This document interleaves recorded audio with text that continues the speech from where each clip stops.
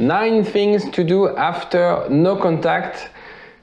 Look at them, listen to them, apply them. You'll see you're closer to getting back with your ex. I'll explain you everything after the jingle. igetmyexback.com. Everyone deserves a second chance. Congratulations, you have completed no contact. It is the shitty phase of getting back with an ex, but it needs to be at least few weeks, few months. And now you're ready to see, you're ready to create that attraction in a natural way.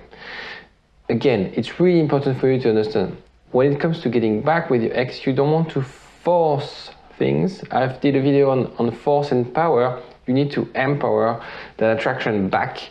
No begging, no pleading, and I beg you to do that. Number 1, have a good state of mind. It is crucial, if you want to get back with your ex, to have that state of mind. The beliefs, the thoughts will also translate into action. There's also the non-verbal cues that you get, that you say or you project when you're with someone. So it's very important for you to start with a strong state of mind. Sorry. So you move forward, you're ready to move forward. You don't need your ex to be happy. You don't come across as jealous or hysterical. You're neutral, you're confident, you're optimistic. They must be wondering why they left. This is what you have to do. This is the job I do with my clients every day. I make sure that when their ex sees them, they're like, why did I break up with him? Why? And then that creates the magic moment where we can work at recreating that attraction and getting the ex to give up in a way, and give in to the new relationship. So it's very important for you to show that you don't have this dependency anymore. You've moved on, you are more balanced, you have an exciting life. This is the step 1, this is what you have to do right now. So, now if your ex hasn't contacted you, but you can do it. I know a lot of people, a lot of coaches online, they say like, yeah, never contact your ex. Honestly, that's a bit bullshit, because at some point, and especially if your ex is an avoidant personality, and it depends on the cases, long distance, there's so many criteria. So I think in a way, it's fine to make that first move. What is important is to leave those weeks and months to let the other have some space to reconstruct yourself. But it's okay to make that first move. It's fine, don't worry. So depending on the profile, it's sometimes necessary to take the lead, as I mentioned.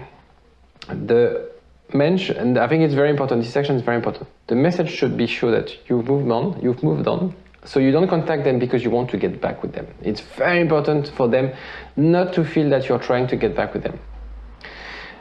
You have to really don't show your cards. That you are focused on other things and that life is going well. Okay? The bad way to contact your ex is to say like, oh, we need to discuss. Or I thought about that. Let's discuss. Why don't we get back together? What was this mistake? No, don't do that. What you have to do, find an indirect way to get in touch with them, so they reply, and I explain you what to do after. So it could be like a travel sort of type of message. I'm going to France in 2 months. I remember you've been there. Do you have any recommendation to give me?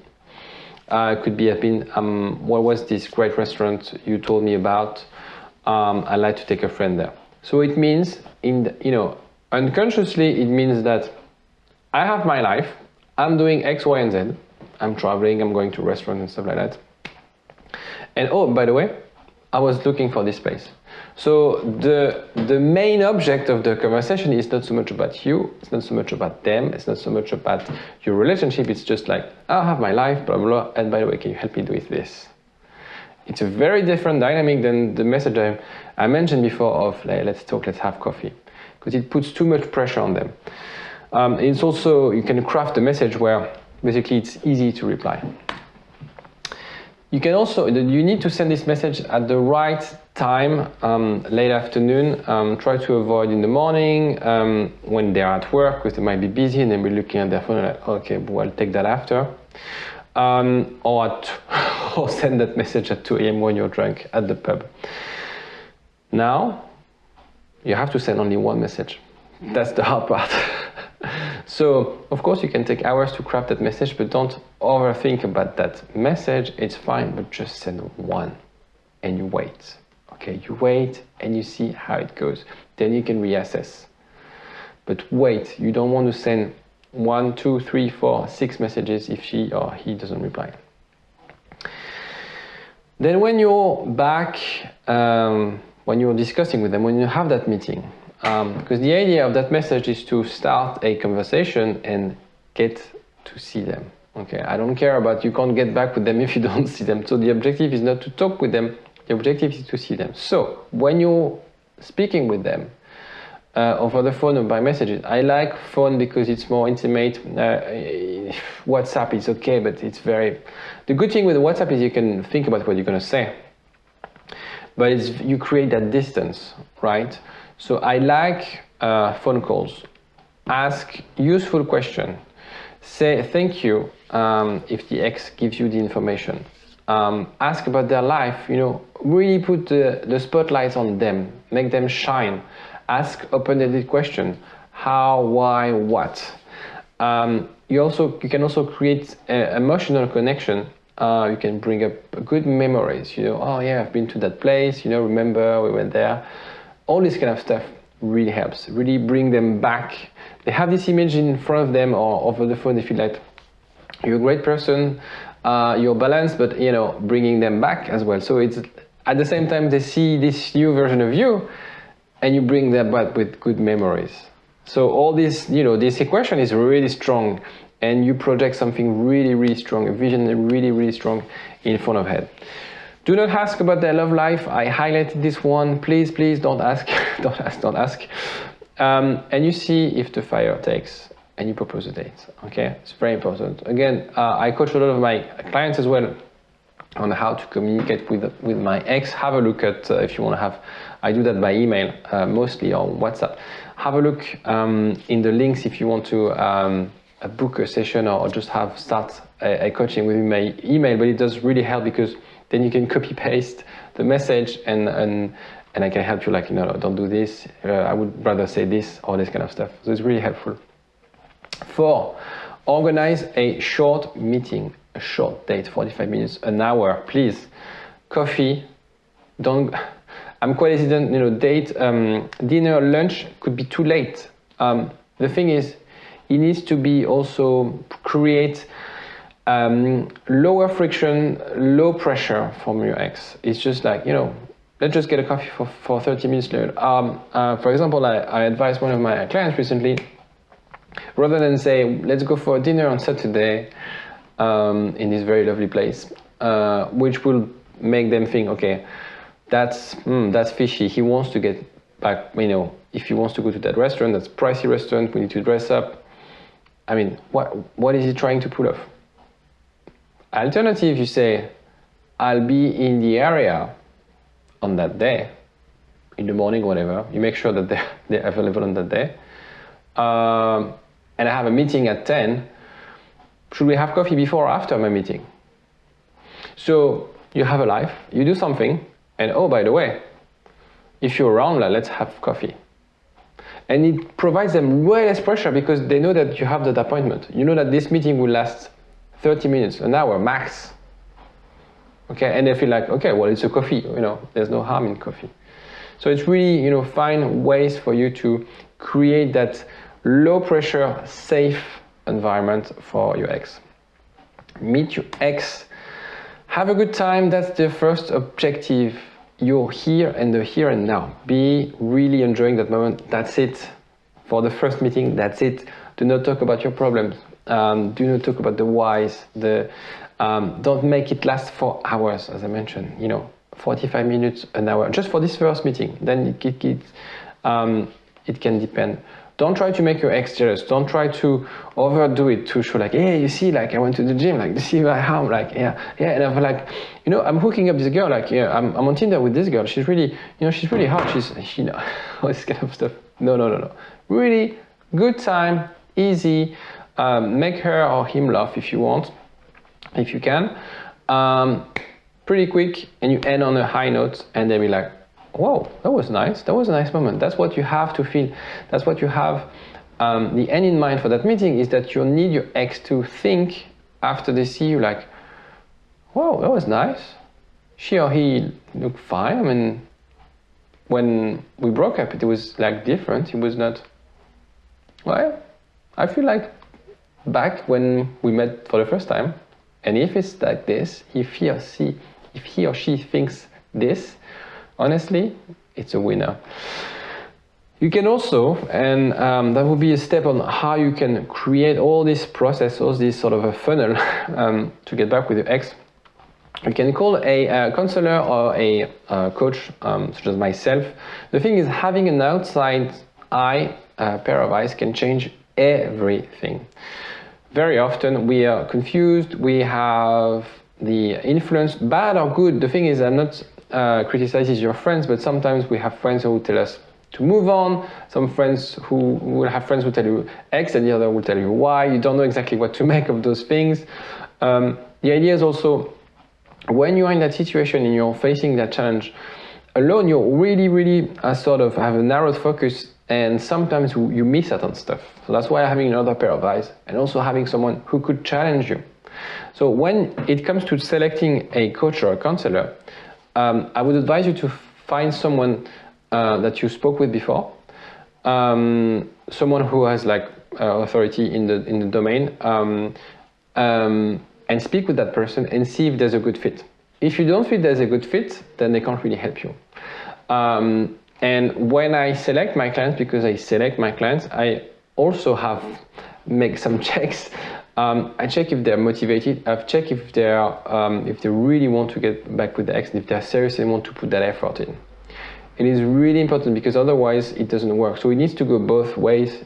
If you want to hire a coach or a counselor, it's really about their competency, the fit, and I think for me, it's the motivation and then really the commitment. Because it's not that like when my clients arrive late on the call, I sort of fire them, but I really want to get people who are committed. And honestly, so far, maybe it's because I'm very strict of who I get as clients. People show up, people do the work, and it's the thing is, when you do that, the results are amazing because you're so much proud about yourself.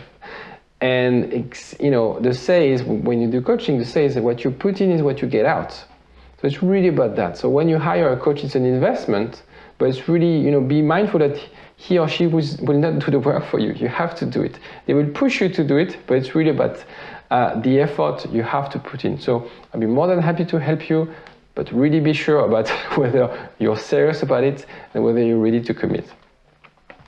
7 is flirt with your ex, obviously. You can hug them for 2 seconds, too long, for example. Some techniques like that. Look at them in the eyes. There's a psychological experiment when you get 2 people to look in each other's eyes for a minute.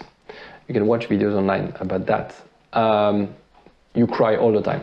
If you do that with a stranger, you take someone in the street, well, it's a bit weird to ask that to someone, but they've done that. You take 2 strangers, you ask them to look them in the eye, they will cry. 1 minute, or maybe it's more, 1 or 5 minutes, they'll cry.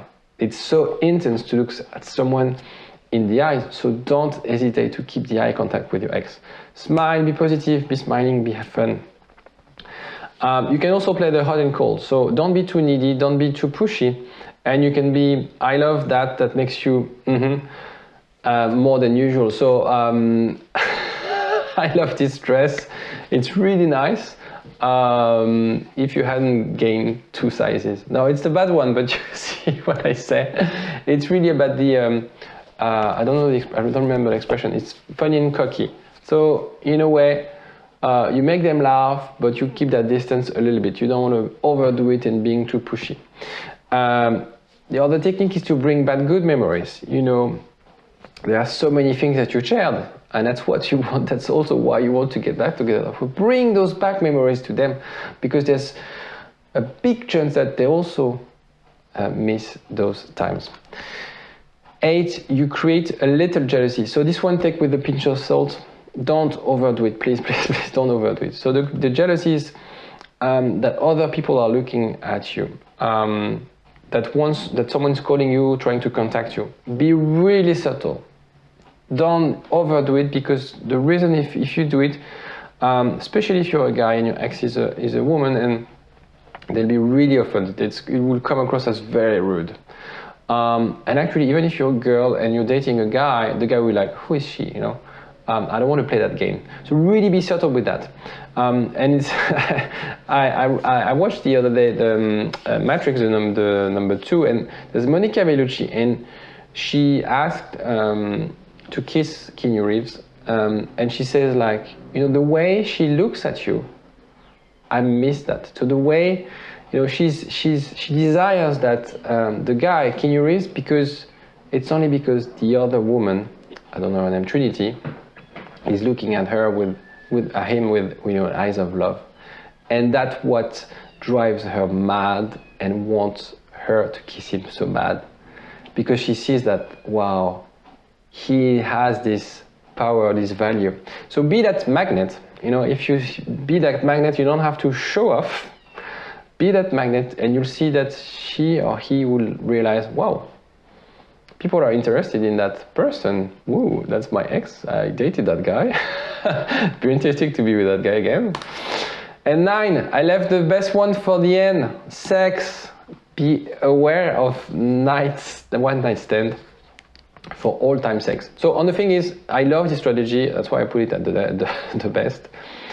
But it's really, be careful, because if you do it too quickly, then you didn't really fix the relationship. You didn't start from a clean sheet. You need to start your new relationship with your ex on strong foundation. So really wait long enough to know if the other person wants to commit, and be clear with your expectation.